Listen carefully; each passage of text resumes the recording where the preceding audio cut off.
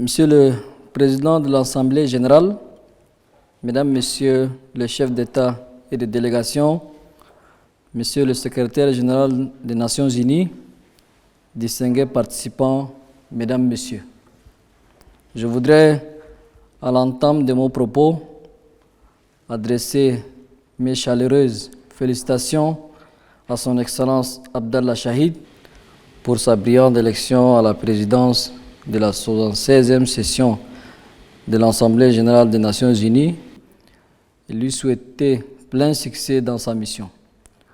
Le Tchad l'assure de son soutien durant son mandat. Je voudrais également adresser nos sincères remerciements et rendre un hommage mérité à son Excellence Volkan Bozkır, président sortant de l'Assemblée générale, pour avoir accompli son mandat avec succès, malgré le contexte difficile marqué par la pandémie de Covid-19. De même, je tiens à féliciter vivement son Excellence M. Antonio Guterres, secrétaire général des Nations Unies, pour sa brillante réélection le 18 juin dernier, ainsi que pour son leadership. Le Tchad lui réitère son soutien et sa haute appréciation pour l'excellent travail abattu au cours de son précédent mandat et pour son dynamisme face à la pandémie de Covid-19. Le Tchad salue la qualité et la pertinence des réformes importantes qu'il a opérées dans les piliers paix et sécurité, système de développement et gestion, ainsi que stratégie de la parité des sexes au sein du système des Nations Unies. Excellences, Mesdames, Messieurs, le thème de la présente session, à savoir miser sur l'espoir pour renforcer la résilience afin de se relever de la COVID-19, reconstruire durablement, répondre aux besoins de la planète, respecter les droits des personnes, revitaliser l'Organisation des Nations Unies, relève avec éloquence les multiples défis auxquels le monde continue d'être confronté pour la deuxième année consécutive à cause de la pandémie de Covid-19. Cette pandémie a traumatisé l'humanité par l'ampleur de ses conséquences multiformes et multidimensionnelles à travers la planète. Elle continue de faire des ravages, mettant à rude épreuve nos systèmes de santé, nos économies, nos finances publiques, voire le fonctionnement et la sécurité même de nos États, pour ne citer que cela. Avec plus de 4,5 millions de morts et de 220 millions de personnes infectées et des économies totalement ruinées à travers le monde, les pays en développement en général et ceux de l'Afrique en particulier sont profondément impactés en raison de leur vulnérabilité structurelle. Cependant, devant la persistance de la pandémie et de ses conséquences dévastatrices, la mobilisation et la vigilance doivent être de mise pour amplifier la riposte à l'échelle planétaire et soutenir durablement les efforts de relèvement post-Covid. À cet égard, je note avec regret que l'inégalité dans l'accès aux vaccins demeure extrêmement profonde. Les pays riches ont atteint une couverture vaccinale à plus de 50%, tandis que la plupart des pays africains sont à moins de 2%. D'après l'Organisation de la Santé, sur plus de 5 milliards de doses administrées dans le monde, seuls 2% sont allés en Afrique. Rien ne justifie ce déséquilibre au regard de l'interdépendance de notre monde et de la nécessité d'éradiquer les virus de la planète toute entière. Dans ce contexte, il est incompréhensible, voire inadmissible, que certains pays stockent des surplus de vaccins et que d'autres en manquent cruellement. Le virus ne connaît pas de continent, ni de frontières, moins encore de nationalité ou de statut social. Les pays ou régions non vaccinées seront une source de propagation et de développement de nouveaux variants du virus.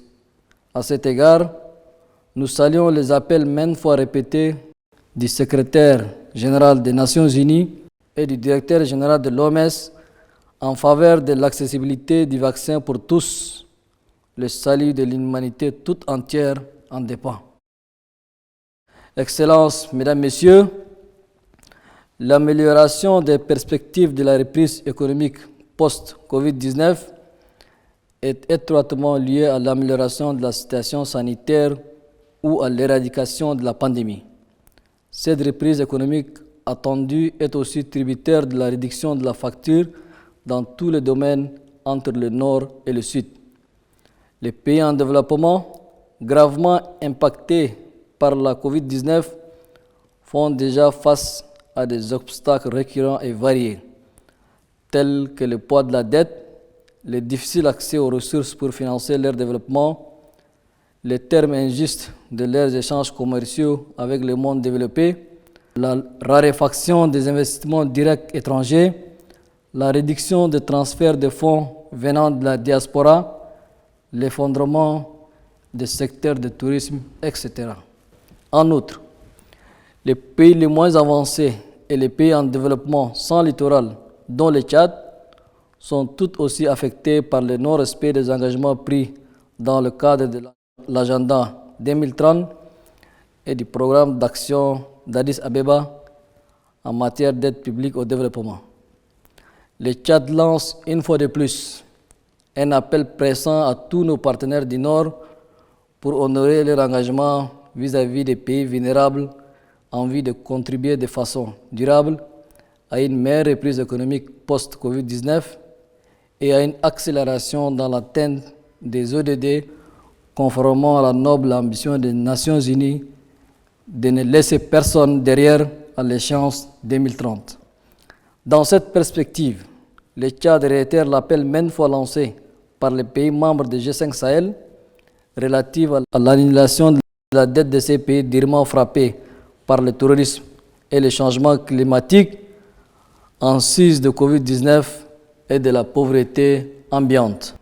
Il convient de rappeler que l'absence de perspectives pour la jeunesse au Sahel pousse celle-ci à tomber dans le piège des idéologies extrémistes et à emprunter le chemin de l'immigration clandestine vers l'Europe avec les risques que cela comporte. Excellences, Mesdames, Messieurs, comme vous le savez, suite à la disparition tragique de son président, feu Marshal Idriss Déby Itno, tombé sur le champ d'honneur le 20 avril dernier lors de combats contre des mercenaires en provenance de la Libye, le Tchad a entamé une période de transition politique. Un conseil militaire de transition a été mis en place pour assurer la continuité de l'État et garantir la sécurité du pays, gravement mise en péril par des assaillants lourdement armés qui écument le sud de la Libye. Un gouvernement de large ouverture, dirigé par un premier ministre civil, a été mis en place le 2 mai 2021 et travaille d'arrache-pied pour tenir les échéances devant boucler le processus de transition. Une feuille de route pour la transition a été élaborée et adoptée en juillet dernier. Elle s'articule autour de 3 principaux axes suivants.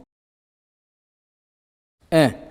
Le renforcement de la sécurité et de la défense. 2. L'organisation du dialogue inclusif et la consolidation de la paix et de l'unité nationale. 3. Le renforcement de la bonne gouvernance et de l'état de droit. La mise en œuvre de cette feuille de route, dont le coût est estimé à près de 1,3 milliard de dollars, hors de la portée du Tchad tout seul, nécessite un accompagnement conséquent de nos partenaires à travers une mobilisation urgente des ressources financières attendues. Au regard d'énormes difficultés d'ordre sécuritaire, économique, financier et sanitaire auxquelles le gouvernement de transition fait face, le Tchad en appelle à un soutien fort de la communauté internationale. Dans le même élan, toutes les dispositions nécessaires sont prises pour la tenue d'un dialogue national inclusif dont les modalités d'organisation et de déroulement sont en train d'être examinés par un comité mis en place à cet effet. En outre, dans un souci de rassemblement de tous les fils du Tchad, y compris le groupe armé, un comité technique spécial a été créé et installé pour préparer et faciliter la participation des politico-militaires au dialogue national inclusif. Par ailleurs, à l'issue de larges et intenses consultations en cours, le Conseil national de transition, qui assumera le rôle des parlements provisoires, sera installé. En tout état de cause, le processus de réconciliation nationale est fortement engagé et évolue à un rythme apprécié tant par les acteurs nationaux concernés que par la plupart de nos partenaires. À cet égard, il me plaît de me féliciter du retour au bercail de plusieurs de nos compatriotes en exil et des membres de certains groupes armés répondant favorablement à la politique de la main tendue du gouvernement. J'exhorte tous ceux de nos frères qui sont encore hors de leur pays à y revenir sans crainte ni hésitation. Ils y occuperont la place qui leur revient de droit. Leur précieuse contribution à l'effort de la réconciliation nationale et de l'édification de notre pays est vivement souhaitée et attendue. Nous les accueillerons tous les bras ouverts. Dans cette optique, conscient de notre tâche à assumer devant l'histoire et devant le peuple tchadien, je voudrais rassurer cette auguste assemblée que rien n'entamera notre engagement et notre détermination à conduire à son terme le processus de transition en cours. Excellences, Mesdames, Messieurs, le Tchad qui partage avec la Libye plus de 1000 km de frontières communes est lié à ses pays frères et voisins par l'histoire, la géographie et la culture, voire par les liens de sang, subit de plein fouet les conséquences de la crise libyenne en termes d'attaques armées récurrentes lancées depuis le sud de ces pays. La dernière agression dont le Tchad a été la cible entre le 11 et 29 avril dernier, qui a causé la mort de l'ancien président Feu Idriss Déby Itno, en est une malheureuse illustration, sans compter l'insécurité et l'instabilité chronique installées bien au-delà dans le Sahel depuis 2012. Il convient de rappeler à cet égard que le Conseil de sécurité de l'ONU, au cours de sa réunion tenue le 29 avril dernier, à la demande de ses membres africains, a établi un lien direct entre le retrait des mercenaires et combattants étrangers de Libye avec le douloureux événement sus-évoqué survenu au Tchad. Fort de ces constats, le Tchad exprime sa vive préoccupation devant la forte pression de la communauté internationale exigeant un départ immédiat de la Libye des mercenaires, combattants étrangers et autres bandes armées irrégulières. Un tel départ des ressortissants tchadiens recrutés, formés, encadrés, armés et financés pour les besoins de la guerre en Libye n'est pas sans conséquence sur la sécurité du Tchad. C'est pourquoi le Tchad demande avec insistance, une fois de plus, à la communauté internationale, notamment au Conseil de sécurité de l'ONU, de faire prendre toutes les mesures nécessaires pour la mise en place d'un mécanisme d'encadrement, d'un départ planifié et coordonné de ces éléments. Le Tchad est favorable à un processus de désarmement, démobilisation et réinsertion de ses ressortissants à la solde des factions libyennes, renonçant à la violence et au mercenariat pour regagner leur pays. Nous comptons sur le leadership et le rôle crucial des Nations Unies dans la conduite de ce processus et la mobilisation des ressources nécessaires à son financement. Excellences, Mesdames, Messieurs, nous ne pouvons pas parler de la crise libyenne sans aborder la gravité de la situation sécuritaire dans le Sahel et son voisinage. Celle-ci demeure marquée par l'expansion du terrorisme, le crime organisé et le trafic illicite des armes, des drogues et d'êtres humains. La multiplication des attaques terroristes contre les armées des pays du G5 et du bassin du lac Tchad, ainsi que les populations civiles au Burkina, Mali et Niger, illustrent la résilience et la capacité de nuisance des groupes terroristes qui menacent gravement l'existence de nos États et hypothèquent leur développement.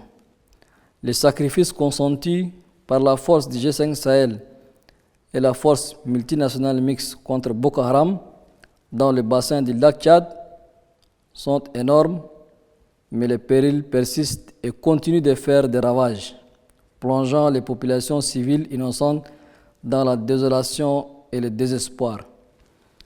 Face à cette menace qui transcende les frontières et met à rude épreuve nos capacités individuelles de réaction, nous devons revoir nos approches de riposte et mutualiser nos efforts pour des réponses plus adaptées à l'évolution du contexte et des défis sur le terrain.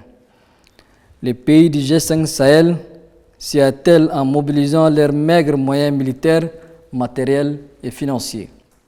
De même, la riposte à la menace terroriste devrait intégrer les dimensions liées au développement économique, au changement climatique, à l'éducation de la jeunesse et à l'accès aux services sociaux de base par nos populations.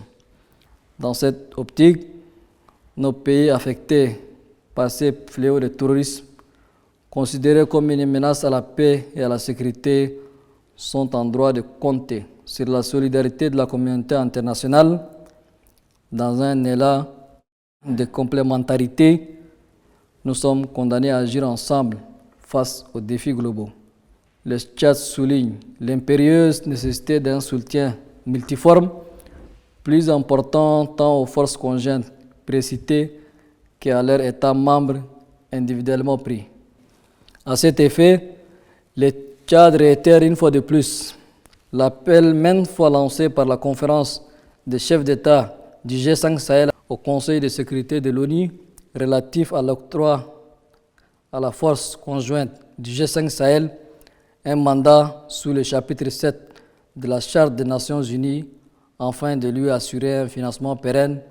Excellences, Mesdames, Messieurs, le Tchad réaffirme sa position de principe concernant la réforme de l'ONU, en particulier du Conseil de sécurité.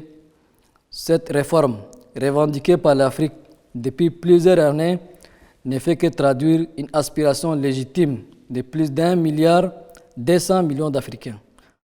Comment peut-on ignorer cet appel persistant de tout un continent, injustement exclu d'un organe qui se veut représentatif, tout en appelant au sens de justice et d'équité de toutes les nations, valeurs chères et fondatrices de l'ONU?